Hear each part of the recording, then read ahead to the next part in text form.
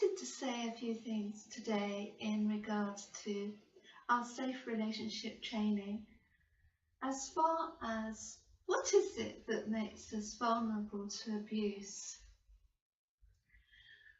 And very often people will think, if they've been in abusive relationships continually throughout their lives, then they often think that, there could be something wrong with them. And they can say to themselves, what is it about me that I'm attracting these abusive situations into my life? And I just wanted to flag up a few points today in order to just sort of give that subject a bit of an airing so that we can get it out there. And as far as attracting abusers into our lives are concerned, it's not as strange as we might think when we look at things in a logical manner, and when we understand that sometimes there are certain reasons why we're attracting certain people and situations. And the good news is that once we're aware of what that could be, we're able to take control of that dynamic, and we're able to understand what is happening in our interactions with other people. So one of the keys to looking at what makes us vulnerable to abuse is to look at ourselves and look at our own behaviour. And this is where self-observation comes in useful. And to look at our persona and how we're coming across to other people. I'm not suggesting that we manipulate ourselves to infinity and back, but what I'm saying is that often people tend to take their cue from us and who we are. And therefore, the first tip is to understand how we're presenting ourselves to the world, and also why we're presenting ourselves in that way, and how we may be coming across as a potential victim to an abuser.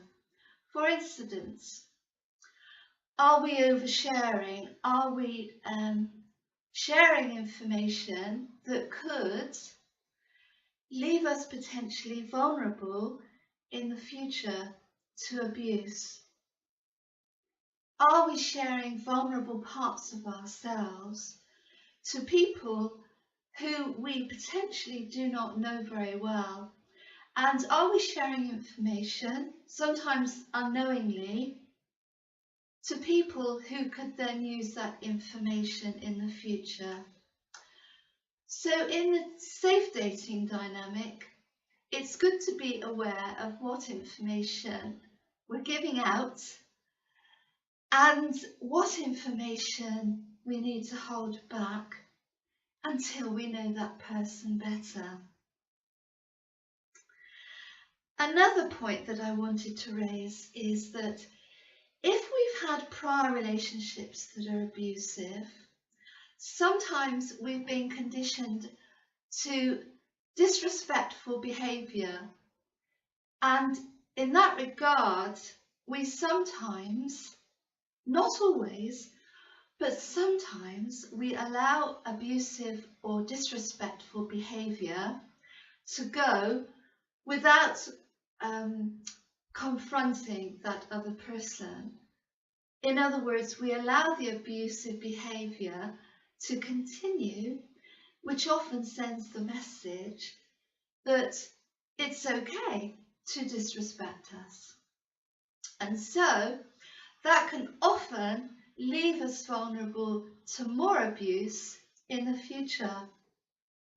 I'm hoping that this sort of sheds light on why abusive situations have come into our lives without us realizing why, and also, importantly, without us realizing that we have the power and the ability to change that dynamic at any time we want. Another tip that I wanted to leave you with is that some of this conditioning that I mentioned could go way back to childhood. And some people are very good at identifying people who are quite naive and who are quite vulnerable. And so often when we sort of clear up issues from the past and we become empowered, then we're not sending out the same messages, we're not sending out the same frequency, and we're not liable in the future to attract those who want to take advantage of our past or take advantage of our present condition. And so I hope that sort of sheds a little bit of light on the reasons why we may attract and, importantly, allow certain situations in our life that may be detrimental to our welfare and may even make us vulnerable to more of those types of situations in the future. So I hope that's a help, and I'm sure I shall be speaking to you again. Take care, and above all, stay safe and happy. Bye bye.